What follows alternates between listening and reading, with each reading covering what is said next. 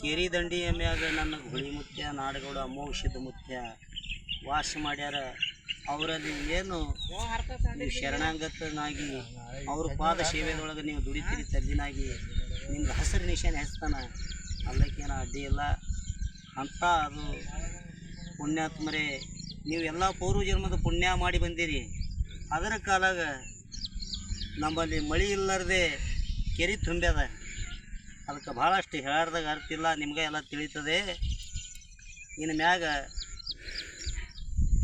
ಹೋಗನು ಬಾರೋ ಶಿರ್ವಳ ಮಠ ಇಲ್ಲಪ್ಪ ದೂರ ಭಕ್ತಿಲಿ ಹೋಗನು ಬಾರೋ ಶಿರ್ವಳ ಮಠ ಇಲ್ಲಪ್ಪ ದೂರ ಗೂಳಿ ಮುತ್ಯಾಗ ಭಕ್ತಿಲಿ ಮಾಡೋ ನಮಸ್ಕಾರೋ ಕರ್ಮಾಗೋದು ದೂರ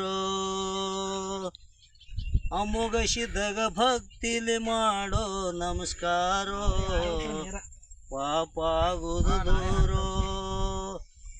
ಹೇಳಿ